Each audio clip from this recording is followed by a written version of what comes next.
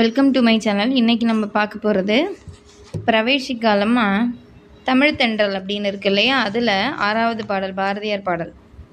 கீழே கொடுக்கப்பட்டுள்ள வினாக்களுக்கு விடை எழுதுக அப்படின்னு கொடுத்துருக்காங்க. பாரதியார் பற்றி குறிப்பு வரைக, இது கேட்டாலும் கேட்கலாம். ஸோ அதில் ஆங்கிலேயர்கள் நம்மை அடிமைப்படுத்தி இருந்தபோது அவங்க அடிமைப்படுத்தியிருந்த காலத்தில் கவிதைகள் பாடி மக்களுக்கு சுதந்திர தாகத்தை ஏற்படுத்தியவர் மகாகவி சுப்பிரமணிய பாரதியார் ஆவார். தம் கவிதைகளை மக்களிடம் கொண்டு சேர்க்கவும் மக்களுக்கு பல வகையிலும் விடுதலை பற்றிய அறிவை பலப்படுத்தவும் பத்திரிகைகளை நடத்தினார். இந்த இடத்துல தீ விட்டுருக்காங்க, பத்திரிகைகளை நடத்தினார்.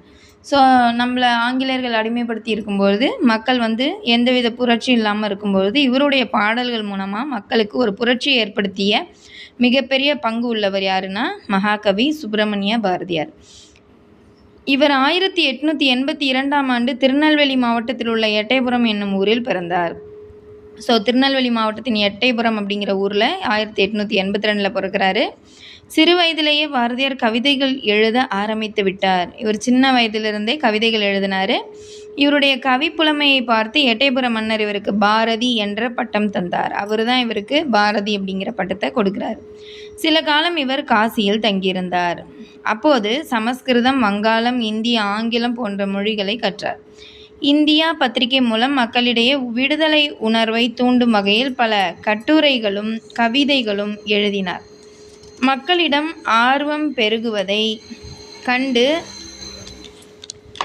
ஆங்கில அரசாங்கம் இந்தியா பத்திரிகைக்கு தடை விதித்தது. அவரை சிறையில் அடைத்தது. விடுதலை போராட்ட காலத்தில் மக்களை ஒருங்கிணைத்து தேச ஒற்றுமைக்காக பாடுபட்டார். அதனால் தேசிய கவி என்று போற்றப்பட்டார்.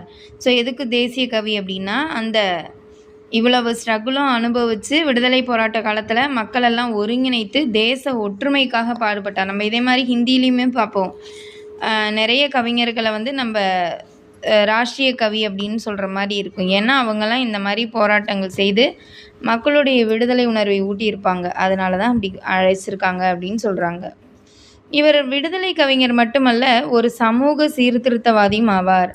பாரதி பாடிய குயில் பாட்டு, கண்ணன் பாட்டு, பாஞ்சாலி சபதம் இவையெல்லாம் மிகவும் புகழ்பெற்றவை. 1921 செப்டம்பர் மாதம் 11ஆம் தேதி தனது 39வது வயதில் பாரதி மறைந்தார்.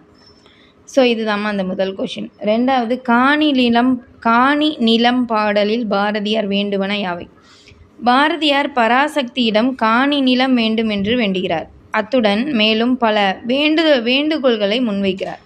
பராசக்தி, எனக்கு அதிகம் வேண்டாம், காணி நிலம் மட்டுமே வேண்டும். அங்கு தூண்களும் மாடங்களும் நிறைந்த ஒரு மாளிகை வேண்டும். அந்த மாளிகையின் சுவர்கள் இனிய நிறத்தில் இருக்க வேண்டும். அங்கே சுவையான நீரை தருகின்ற என்றும் வற்றாத கிணறு வேண்டும். அந்த கிணற்றின் அருகிலே தென்னை மரங்கள் வளர்ந்திருக்க வேண்டும். 1-2 தென்னை மரங்கள் போதாது, 10-12 தென்னை மரங்கள் வேண்டும். அந்த தென்னை மரங்களில் கீற்றும் இளநீரும் இருக்க வேண்டும். அங்கு இனிய நிலவொளி வர வேண்டும். குயில்களின் இனிய பாடல் என் காதில் விழ வேண்டும். எனக்கு இன்பம் தருவதற்காக அங்கே தென்றல் வீச வேண்டும். என் இனிய மனைவியுடன் நான் அங்கு குடியிருக்க வேண்டும். அங்கே நான் கவிதைகள் இயற்ற வேண்டும். நான் என்னை மறந்து கவிதைகள் எழுதும்போது அம்மா நீயே அங்கு காவலுக்கு நிற்க வேண்டும். நான் இனிய கருத்துள்ள பாடல்களை பாடி இந்த உலகுக்கு வாழும் வழியை கற்றுத்தர வேண்டும். இவ்வாறு காணி நிலம் பாடலில் பாரதியார் தன் வேண்டுதல்களை பராசக்தியுடன் எடுத்துரைக்கின்றார். ஏன்னா அவர் மிகப்பெரிய ஒரு பராசக்தி பக்தர் அப்படிம்பாங்க. ஸோ இப்படி அந்த பாடலில் காணி நிலம் வேண்டும், பராசக்தி காணி நிலம் வேண்டும் அப்படின்னு வருமா. ஸோ அந்த பாடல் மூலமாக அவர் உணர்த்தியிருப்பார். ஸோ இந்த 2 கேள்வி பதில்கள் நல்லா படிச்சுக்கோங்கம்மா. இதில் 2மே முக்கியமானது.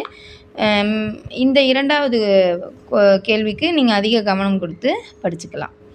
ஓகேவா? ஸோ இந்த வீடியோ பிடிச்சிருந்தால் லைக் பண்ணுங்கள், ஷேர் பண்ணுங்கள். தேங்க்யூ ஃபார் வாட்சிங்.